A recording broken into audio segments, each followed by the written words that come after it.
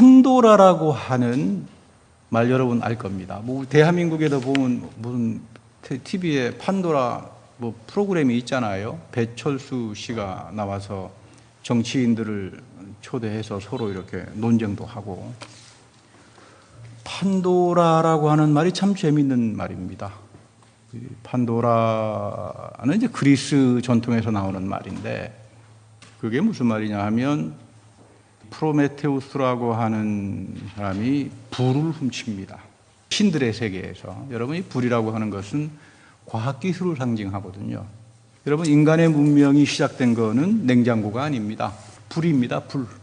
불이 있으니까 여러분, 원시시대, 야만시대 고기도 이제 이른바 익혀 먹기 시작하잖아요. 음식을 불에 구워서 읽어 먹으면서 이른바 문명이 시작되는 겁니다.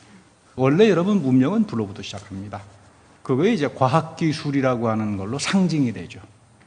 프로메테우스라고 하는 자가 신들의 세계에서 불을 훔쳐다가 인간에게 줍니다. 인간에게 불을 허락하지 않았어요. 과학기술의 진보 문명을 신들은 허락하지 않습니다. 그래서 제우스가 대노를 했습니다. 대노를 해가지고 판도라라고 하는 그 하늘에 있는 여자 보고, 넌 세상에 나가서 이 프로메테우스가 벌을 받아서 코카소스 바위에 묶여서 간으로 늘 그 쪼임을 당하는 그 형벌을 받게 합니다. 그러니까 너는 저 동생, 프로메테우스의 동생과 결혼을 해라. 대신 이 판도라 상자를 선물로 줄 테니까 절대로 열어보지 마라.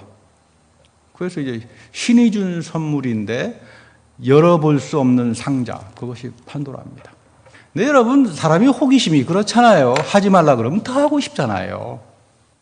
그렇지 않습니까? 성경에서도 보면 하나님께서 하라고 한 건 하기 싫죠. 하지 말라고 하는 거 또 어떻게 골라가면서 뭐 고른 건 없는데 그거 할 땐 기분이 좋습니다. 그 죄를 지을 때 기분 좋잖아요. 혼자 먹는 떡이 맛있다고 말이죠. 그러니까 이 판도라라는 여성이 도저히 궁금해서 살 수가 없어요.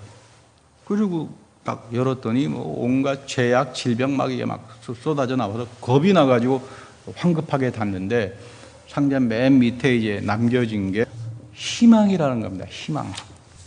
근데 이 소망은, 그리스 사람들에게 소망은 거짓 소망을 말합니다. 이게 신들이 내린 가장 큰 벌입니다.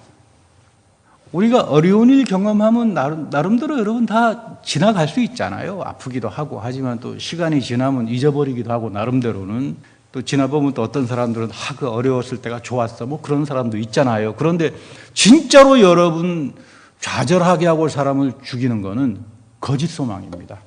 소망을 했는데 거짓 소망이에요. 여기에 실족당합니다. 이것처럼 정말 아픈 인생이 없는 거죠.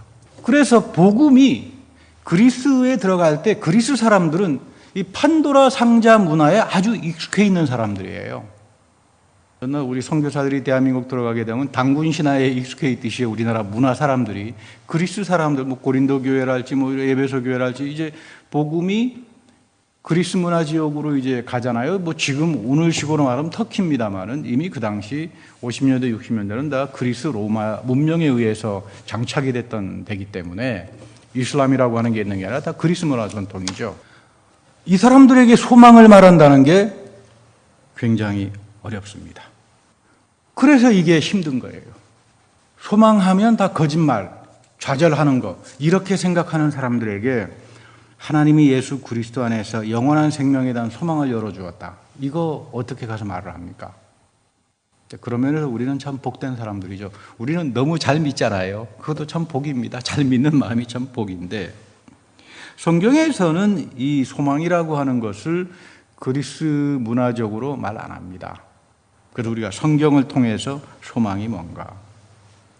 아브라함은 소망할 수가 없었을 때 이 소망으로 구원을 받았다, 이런 말을 바울이 합니다. 참 놀라운 이야기죠. 소망이 없을 때, 소망 자체를 할 수 없었을 때 아브라함은 소망했다. 그러니까 이 말은 벌써 그리스 사람들이 뭐 거짓 소망이 아니야. 아브라함이 말하는 소망은 너희들하고 생각이 차원이 다르다 이 말이에요. 소망조차를 할 수 없을 때 아브라함은 소망을 해서 이 소망으로 구원을 얻었다. 엄청난 말이죠. 어려운 말입니다.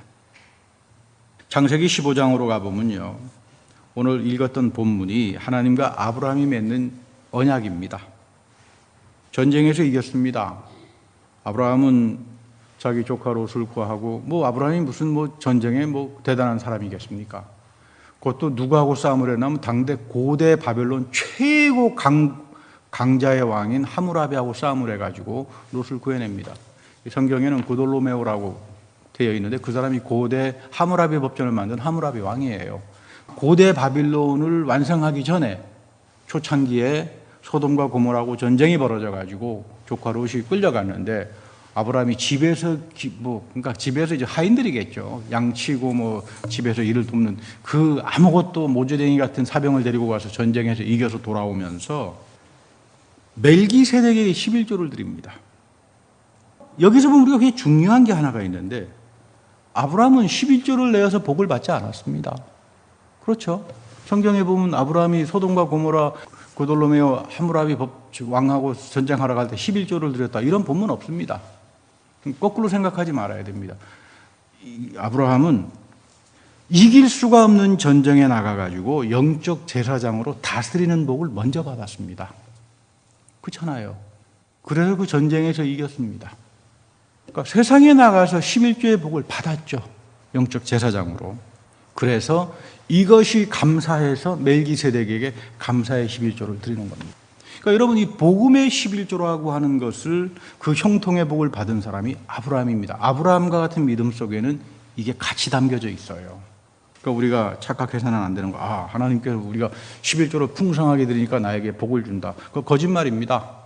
복음적 11조라고 하는 건 여러분들이 세상에 나가서 11조를 받는 사람들이 될 때 그것을 아브라함처럼 감사의 11조를 드리는 사람들이 영적인 제사장들이고 정말로 형통하는 사람들입니다. 자, 아브라함은 그런 사람이었습니다. 너의 자손이 별처럼 많아질 거다. 그 옛날 고대 근동에서야 10명을 낳으면 뭐합니까? 우술이 발전되지 않으니까 거의 다 죽잖아요. 그러니까 많이 낳아놓고 한 10명, 우리 조선시대도 그러지 않았습니까? 한 10명쯤 낳아놓고 사는 사람들이 한 2명. 이제 이런 식으로 됩니다만 별처럼 많아질 거다. 근데 이 아브라함은 믿지 못합니다. 나는 현실적으로 아이를 가질 수 있는 사람이 아니거든요, 아브라함이. 근데 아브라함이 참 대단한 거는 저 같으면 하나님 지금 저 농담합니까? 이렇게 될 텐데 그렇게 불경하게 덤비지 않습니다. 그냥 하나님께서 주신다고 하니까 주시겠지 그러고 순종합니다. 나는 순종하고 믿는다. 아브라함의 별명이 뭐냐면 나는 순종했다. 그러므로 나는 믿는답니다.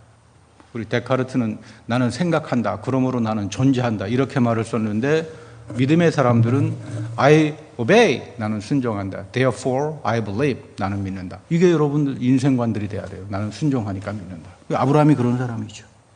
그때 하나님께서 이 아브라함의 믿음을 의롭게 여겨주셨다. 이거 엄청난 말입니다. 하나님이 이 믿음을 의롭게 여겨주셨다. 여러분들의 믿음도 나는 순종한다. 그러니까 난 믿는다. 이 믿음을 하나님이 어떻게 한다고요? 의롭게 여겨주십니다. 이것이 다윗에게 이루어집니다. 그래서 이 말이 다윗 시편으로 가게 되면 이런 사람을 가리켜서 하나님 마음에 합한 자라고 말합니다. 내가 하나님 마음에 합한 자가 되지 않고서 내가 뭘 할 수 있겠습니까? 내가 하나님 마음에 합한 자가 돼야지. 그랬을 때 하나님께서 나에게 이어가는 축복이 있는 거지. 나는 하나님의 마음에 전혀 합하지 않는 불경하고 제멋대로 자기 멋대로 가는 이런 사람이 하나님을 향해서 소리를 지른들 아무런 의미가 없다는 거죠. 하나님께서 아브라함의 순종하는 믿음을 의롭게 여겨주셨다. 다윗식으로 표현하면은 아브라함은 하나님 마음에 합한 자가 되었다. 이게 우리가 믿음으로 구원을 얻는다는 말입니다. 바울이 이제 이 부분을 굉장히 중요하게 여는 거죠. 언제 하나님이 그러면 나의 믿음을 의로운 것으로 여겨줄 수 있을까? 하나님의 약속과 말씀에 순종하는 사람이에요. 나는 순종한다. 그러므로 나는 믿는다. 이겁니다. 말씀에 대한 존경심을 갖는 사람들, 말씀을 소중하게 여기는 사람들, 여기에 믿음이 시작되는 거죠. 말씀을 함부로 하고 말씀을 무슨 아무런 가치가 없는 것처럼 여기는 사람에게 이런 믿음이라고 하는 건 절대로 주어질 수가 없죠.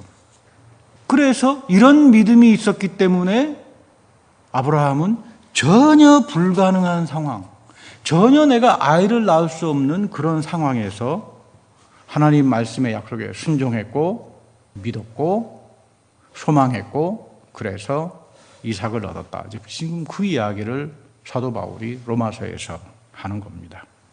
근데 이것을 지금 바울은 예수 그리스도의 부활하고 연결시킵니다. 예수님은 십자가에서 죽었습니다. 십자가에서 죽은 자에게 무슨 소망이 있겠습니까? 그렇잖아요. 십자가는 패배잖아요. 십자가는 참혹한 거잖아요. 그 모두가 다 십자가를 끔찍하게 섬기는 아주 추악한 죄인들에게 노예들이나 스파르타쿠스처럼 반란을 일으킨 자들에게 주어지는 형벌이 십자가인데 그 십자가 다 끝나버린 거 아닙니까? 거기서 어떻게 생명이 나옵니까? 아브라함의 믿음이 어떻게 이어진다고요? 지금 예수 그리스도의 사건에서 이어지는 거예요. 이게 지금 바울이 이야기하는 겁니다. 그러니까 우리가 이 포인트를 잡으려면 끊임없이 성경 읽어야 돼요. 성경이 성경을 어떻게 해석하고 있는가? 바울은 구약의 창세기의 아브라함의 믿음을 어떻게 예수 그리스도 쪽에서 새롭게 재해석해주고 있는가? 이 눈이 트일 때 진리가 우리에게 오는 겁니다. 그래서 오늘 부활의 생명이 말씀과 성령을 통해서 여러분들에게 이어지고 주어졌다. 이겁니다. 그러니까 우리가 산다 이 말이죠. 나는 소망한다. 예수 그리스도의 부활의 생명이 나에게 이어졌다. 여러분, 사도 바울은 제가 여러 차례 말씀드렸습니다만 구원이라고 한 말을 이 원전을 찾아서 읽어보면 거의 다 미래형으로 씁니다. 구원 얻을 것이다. 그런데 딱 하나 과거형으로 표현된 것이 로마서 8장 24절의 말씀입니다. 여기 보면 로마서 8장 24절에 보면 우리는 이 소망으로 구원을 얻었답니다. 놀라운 이야기죠. 이 소망이 뭔데?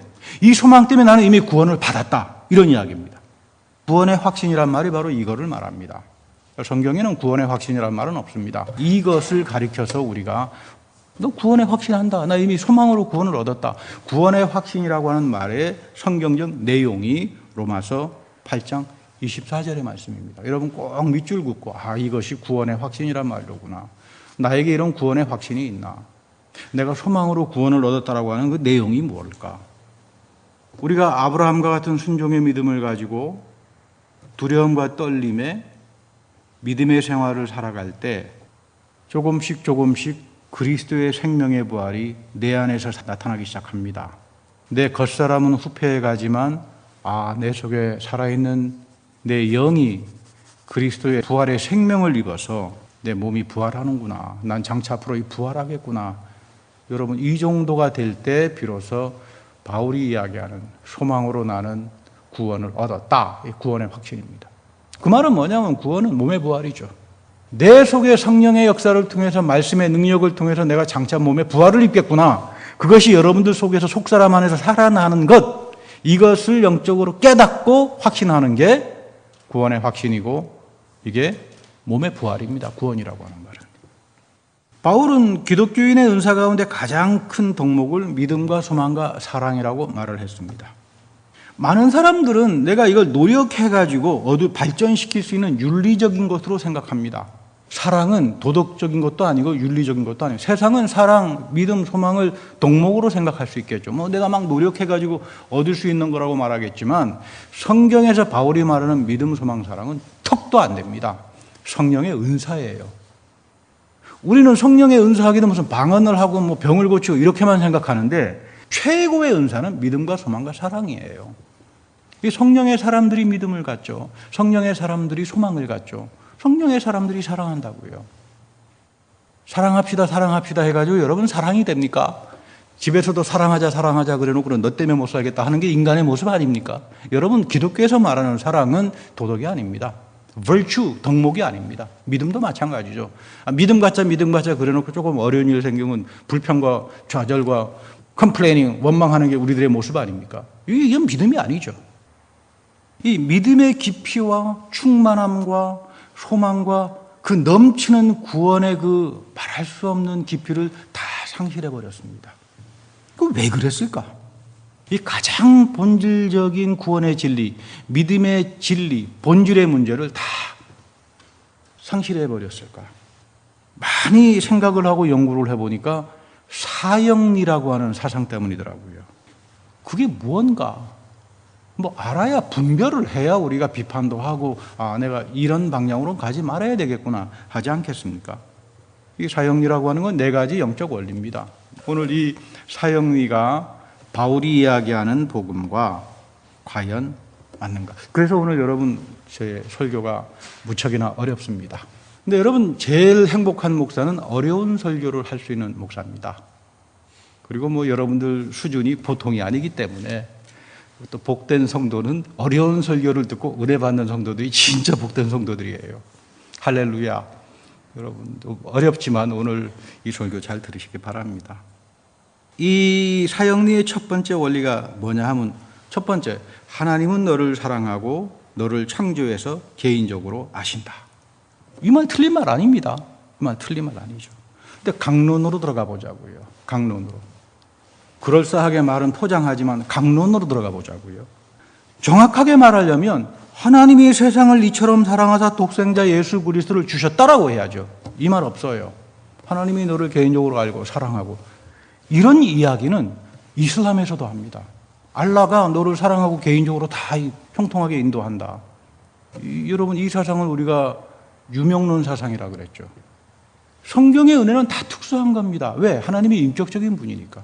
하나님이 개개인 여러분들에게 역사할 때 똑같이 역사합니까? 천만에요. 인격적으로 역사합니다. 나에게 주시는 은혜가 있는가 하면 나하고는 다르지만 다른 사람에게 주는 은혜가 또 풍성함이 있어요. 이 인격이라고 하는 건 특수성이죠. 하나님이 나를 얼마나 잘 아신다 이 말이에요. 이 사건이 예수 그리스도 안에서 주어지는 겁니다. 근데 이거 빼버리고 하나님이 너를 창조했고 너를 사랑한다 그러면 이건 이슬람에서도 똑같은 말을 할 수 있는 거죠. 이런 거 우리가 조심해야 됩니다. 인간의 이성이 받아들일 수 있는 것을 일반화해가지고 전도 구호로 사용합니다. 뭐 저도 고등학교 다닐 때 이 사형리에 뭐 미쳐가지고 전도하러 다니고 뭐 그랬었습니다. 이게 제대로 되려면 하나님이 세상을 이처럼 사랑하사 독생자 예수 그리스도를 주셨다. 이게 정확하게 들어와야 합니다. 그리스도 안에 있는 하나님의 은혜를 인격적으로 특수하게 체험하지 못한 사람들은 하나님이 나를 사랑하고 나를 위해서 특별한 계획을 가지고 있다는 걸 알 수가 없습니다. 그렇잖아요. 교회 안 다니는 사람도 하나님 믿는 사람 많잖아요. 그 사람들이 예수 믿지 않지만 하나님이 나하고 특수하게 만나고 뭐 이런 거 알 수 있습니까? 그 은혜의 세계를 절대로 알지 못합니다. 나는 이 예수 그리스도 안에서 새 언약으로 들어가야 합니다. 좀 더 강론으로 들어가면 예수의 십자가 부활 속에 나타난 그 하나님의 은혜의 세계가 새 언약이죠. 새 언약에 들어가서 내 자신의 영적 죽음을 경험해야 합니다. 그리스도의 옷으로 입어야 되니까. 나를 죽입니다, 하나님께서. 여러분들을 불러서 교회에서 하나님께서 맨 처음 하시는 게 죽입니다. 성령을 통해서 죄를 깨닫고 해서 죽여서 예수 그리스도의 옷으로 새로 갈아입힙니다. 이게 세례잖아요. 이게 성만찬이잖아요. 이런 특수한 은혜가 없이 나의 영적인 죽음을 경험하지 않고 하나님이 나를 사랑하는 걸 어떻게 할 수 있어요? 모릅니다. 그래서 우리가 교회에서 물세례를 받습니다. 물세례와 성령세례가 다르게 있지 않습니다. 이 사형리에서는 물세례와 성령세례를 구분하기 때문에 문제가 생기는 건데 여러분 교회에서 물세례 받아요. 그게 성령세례입니다. 근데 성령세례라고 하는 건 한 번에 끝나는 게 아닙니다. 죽을 때까지 이어집니다. 교회에서 내가 성령세례를 받습니다. 성만찬에 들어와서 성령세례 받습니다. 기도하면서 여러분 성령세례 받습니다. 말씀을 공부하면서 성령세례, 죽을 때까지 성령세례 받습니다. 그래서 우리가 항상 기도하는 게 성령을 간구하는 기도를 해야 합니다. 내가 성령 안에서 충만해질 때야만 하나님이 나를 향한 사랑을 알 수 있고 이 성령이 나에게 오셔야만 죄가 무엇인 줄을 알 수 있게 됩니다. 하나님께서 예수 그리스도에서 맨 처음 베풀어준 은혜라고 하는 것은 객관적인 은혜인데 그것이 죄의 용서입니다. 죄의 용서를 어떻게 받습니까? 내가 뭐 빡세게 가서 기도한다 해가지고 내 죄가 용서되는지 안 되는지 어떻게 합니까? 죄라고 하는 건 남는 것이고 나의 개인적인 감정하고는 상관이 없는 거죠. 하나님이 내 죄를 없애주었다라고 해야만 내가 죄가 용서되는 거 아니에요. 하나님은 나를 용서 안 했는데 자기가 용서 다 해요. 그럼 내가 하나님입니까? 이러지 말자 이 말이에요. 다윗은 죄를 지었을 때 죄가 나에게 돌아오는 부메랑의 현실을 아주 톡톡하게 경험합니다. 압살롬이 번역을 했습니다. 자기 아들의 반역을 피해가지고 울면서 도망을 쳤다고 합니다. 평소 자기 신하들이 자기에게 등을 돌렸습니다. 뭐 아히도벨 같은 사람은 한 상에서 밥을 같이 먹던 좋은 친구였는데 자기가 아프다 그러니까 병문안 왔다가 보니까 칼을 품고 왔다가 아주 다윗 안 죽여도 되겠다. 그냥 하나님께 벌을 받아가지고 다 죽어가고 있더라. 뒤에 가서 그렇게 말을 했던 사람이에요. 쓰디쓴 배신을 경험했던 그 아픔 속에서 다윗의 위대한 점은 이거 하나님이 나에 대한 죄의 심판이다. 그렇게 받아들였기 때문에 버틸 수 있었습니다. 그냥은 감당이 안 되죠. 그런데 하나님께서 내 죄에 대한 심판이다. 심의를 통해서 나를 저주를 하게 합니다. 하나님께서 나를 심판하는 거다. 왜 그러냐 하면 하나님께서 말을 하죠. 너의 죄로 인해서 너희 집에 피비린내가 끊기지 않을 거다. 하나님께 한 약속이기 때문에 그래, 그럼 나는 더 이상 할 말이 없다. 그러나 여러분 착각하지 말아야 됩니다. 모든 것들이 다 죄에 대한 심판으로 온다. 지금 그런 말을 하는 게 아닙니다. 죄는 하나님과 내 사이에 맺어지는 인격적인 관계입니다. 특수한 겁니다. 그러니까 여러분 죄라고 하는 게 쉽지 않죠. 내가 하나님의 마음에 합한 자로 살려면 하나님과 나 사이에 맺어지는 이 특수하고 인격적인 죄가 뭔가 이거 여러분 깨닫게 하는 게 성령입니다. 그러니까 우리를 죽이게 하죠. 그리스도의 옷을 입히게 하죠. 이런 사람을 가리켜서 이런 사람들이 회개할 때 하나님이 너희들의 죄를 용서하겠다라고 약속이 있는 겁니다. 그래서 우리가 기도할 수 있는 거고 죄의 사함에 대한 확신을 가질 수 있어요. 용서의 확신이라고 하는 말도 구원의 확신이라고 하는 말도 나에게 있지 않습니다. 하나님이 먼저 예수 그리스도 안에서 우리에게 베풀어준 이 객관적인 은혜, 이거를 믿고 아브라함처럼 소망하고 쫓아가는 사람들에게 주어지는 하나님의 큰 축복이라고 하는 겁니다. 두 번째 원리는 인간은 죄인이고 하나님으로부터 소외가 되었다. 우리는 개인적으로 하나님을 알 수도 없고 체험할 수도 없다. 틀린 말 아닙니다. 우리가 하나님으로부터 소외가 되었고 죄인이죠. 그런데 이 두 번째 원리에서 사형리는 죄가 뭐냐 그럼 말하지 않습니다. 죄가 뭔지 모르면 내가 하나님으로부터 지은 죄가 뭔지를 모르잖아요. 여러분 목회자가 죄란 말을 아무리 하더라도 죄가 뭐죠? 죄의 내용, 컨텐츠를 모르면 그건 뭐가 됩니까? 죄가 뭐냐라고 하는 컨텐츠를 말하지 않습니다. 여러분 세상에서 말하는 사회적 범죄입니까? 천만의 말씀이죠. 성경은 지금 사회적 범죄를 말하지 않습니다. 하나님과 내 사이에 인격적으로 존재하는 죄가 있어요. 이거는 세상 사람들이 알 수가 없습니다. 물론 성경에서 말하는 죄가 넘치면 사회적인 범죄로도 갈 수 있겠지만 그래서 죄라고 하는 말이 사회에서는 crime, 종교적인 영역에서 성경의 영역에서는 죄라고 하는 말을 sin, 구분해서 씁니다. 근데 우리나라 말로는 다 죄 해버리니까 이게 착각이 되는데 영어로는 sin, 성경에서 말하는 죄는 sin, 사회에서 범죄를 말할 때는 crime이라고 말해서 이렇게 구분이 됩니다. 세상 사람들은 성경에서 말하는 죄가 뭔지를 모릅니다. 제가 자주 여러분들에게 말씀드립니다만 오순절 성령의 사건 때 3,000명이 몰려들었을 때 베드로의 설교를 들었습니다. 너희들이 예수 십자가에 못 박혀 죽었다. 이거 당연히 무슨 소리냐? 난 예수가 누군지도 모르는 사람들인데 이 사람들 디아스포라잖아요. 유대인으로서 남의 나라 타국에 가서 살다가 유월절 지키려고 왔다가 지금 무슨 사건이 벌어지니까 모였는데 예수가 누군지도 모르는데 너희들이 예수 죽였다고요. 이게 캐리고 맞아. 무슨 소리냐? 우린 예수가 누군지도 모른다. 이렇게 답변하는 게 세상 사람들인데 이 사람들이 회개합니다. 이건 놀라운 이야기죠. 이게 죄예요. 죄라고 하는 건 예수 그리스도의 십자가와 내 사이에서 맺어지는 사건입니다. 그래서 베드로의 설교를 캐리구마라고 말합니다. 설교라고 하는 것은 성령이 여러분들의 마음을 휘어잡아서 예수 십자가 앞에 세웁니다. 이 자리에서 비로소 내가 하나님 앞에서 어떤 존재인가, 여기서 영적 대각성이 벌어집니다. 그래서 설교라고 하는 말은 들을 때 하나님이 여러분들을 영적으로 사건을 일으켜서 예수의 십자가 앞에 세워서 여러분들의 마음에 성령으로 인을 치는 사건을 가리켜서 설교요 캐리구마라고 합니다. 이게 굉장히 중요한 말이죠. 최고의 설교입니다.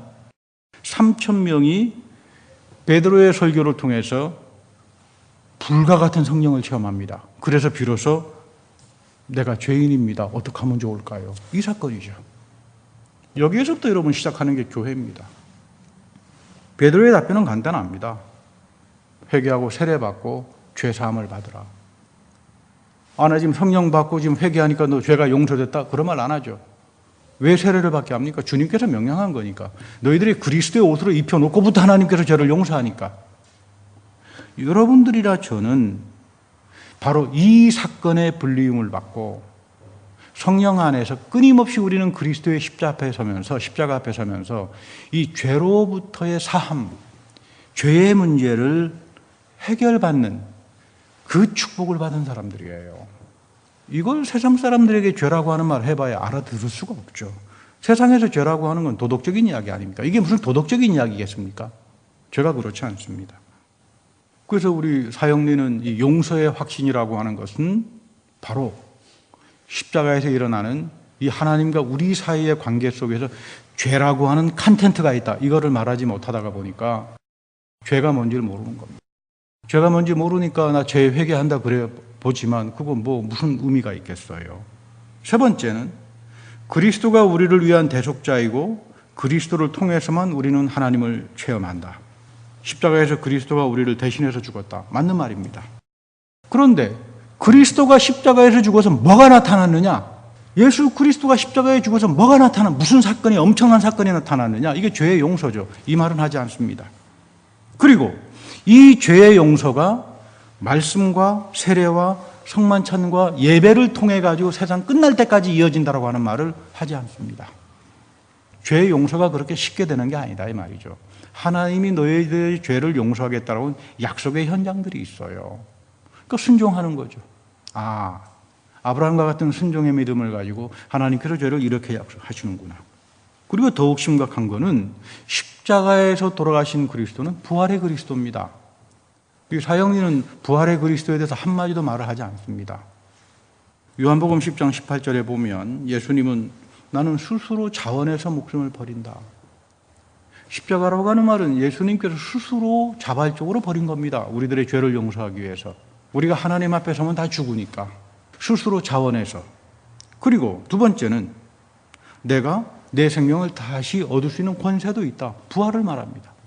예수 그리스도는 십자가로 끝나는 것이 아니라 십자가를 통한 죄의 용서와 부활의 사건을 통해서 이제 영적 사건이 일어나면서 성령을 통해서 세상 끝날 때까지 그 부활의 생명의 그리스도가 내 안에 살아 움직이면서 끊임없이 나를 새로운 존재, 하나님의 마음에 합한 존재로 만들어가게 하는, 내 겉사람은 후패해 가지만 내 속사람이 끊임없이 사라져서 내 영에 몸의 부활의 사건을 입게 하는 그 은총을 말합니다. 부활은 역사적인 사건으로 끝나는 것이 아니라 2000년 전 역사를 넘어서서 나에게 소망을 가지게 해서 나도 저 그리스도처럼 몸의 부활을 입겠구나. 이거 구원의 확신이죠. 소망으로 구원을 얻었다라고 하는 말이 이 말입니다. 그러니까 우리가 좀 자세히 좀 알아야 되는 것은 성경이 말하는 구원은 영혼 구원이 아닙니다.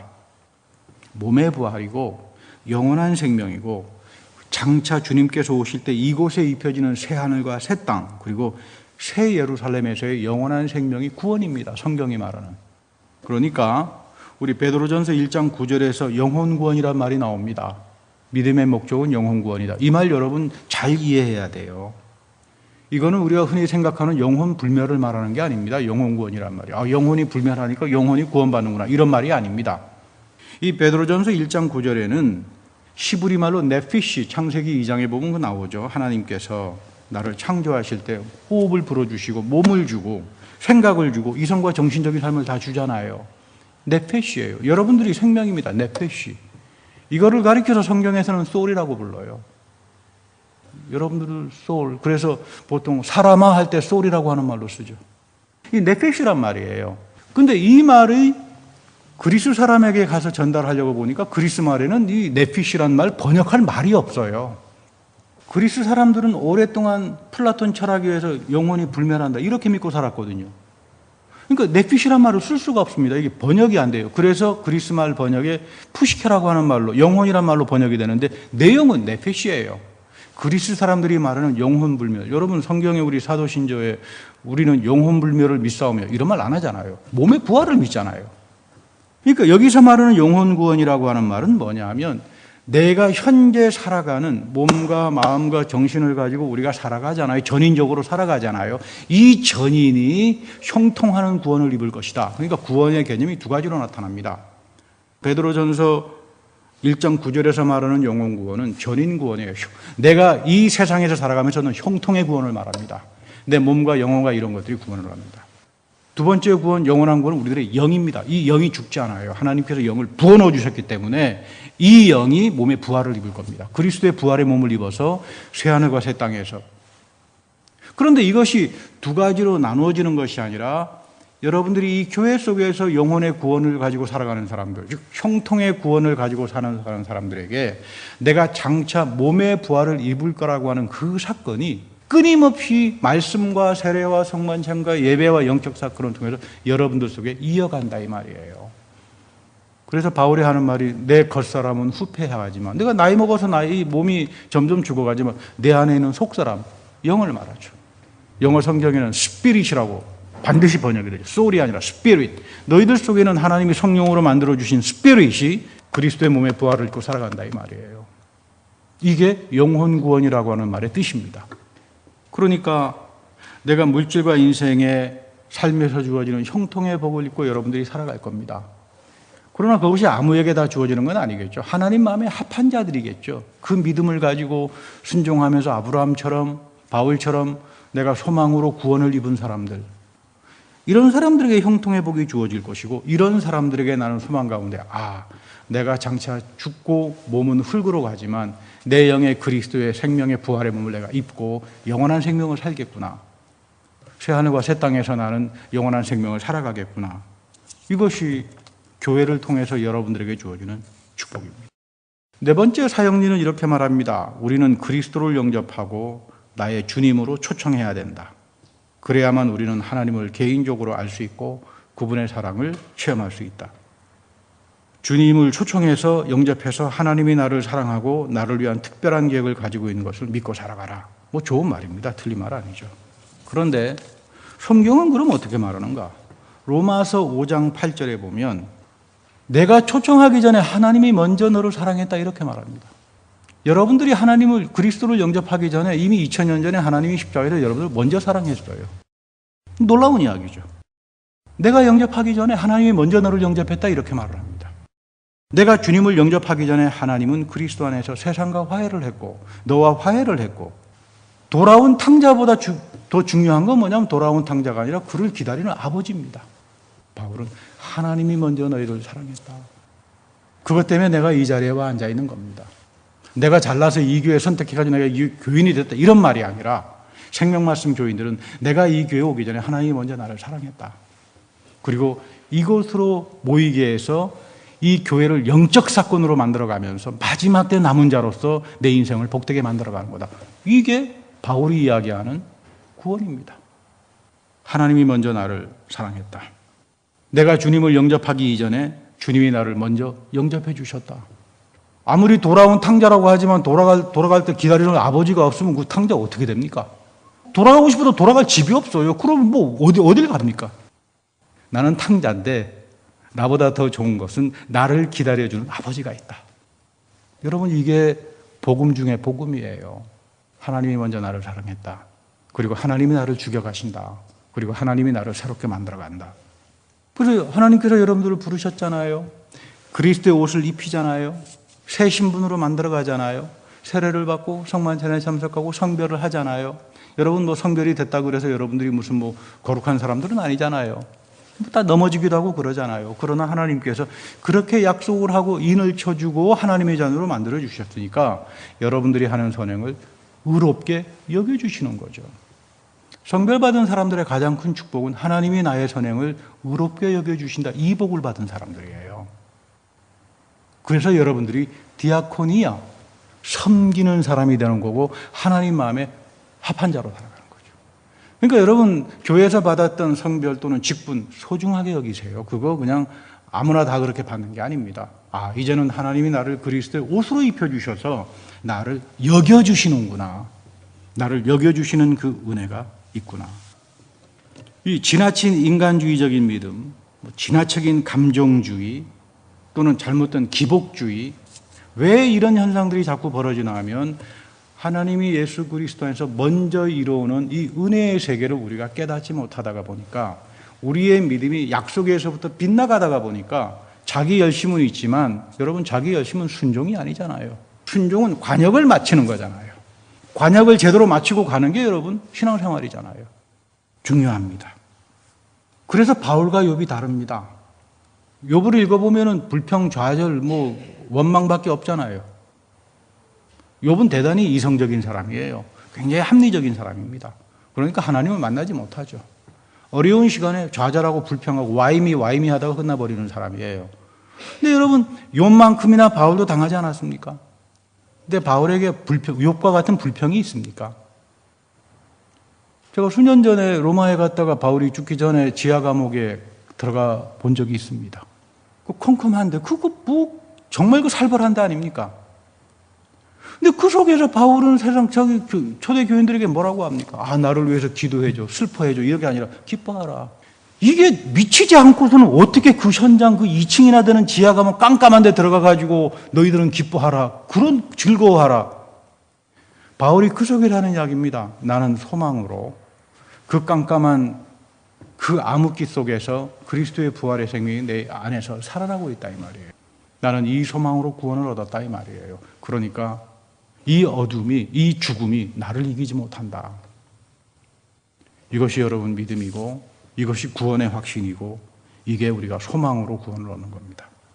여러분 우리의 인생이 항상 이 진리에 가까이 다가가고 이 진리를 사모하고 그래서 아브라함과 바울이 가르친 믿음에 굳게 서서 이 소망의 구원을 이어가는 이 놀라운 형통의 복을 이어가는 그런 교회 또 그런 여러분들의 인생이 되기를 축복합니다. 다 같이 기도하겠습니다.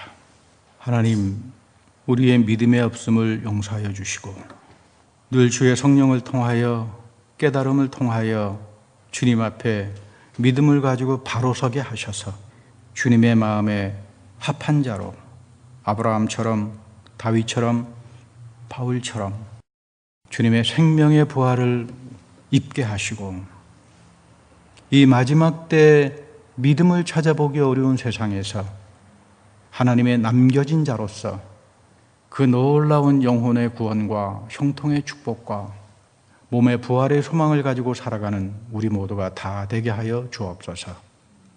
우리 구주 예수님의 이름으로 기도합니다. 아멘.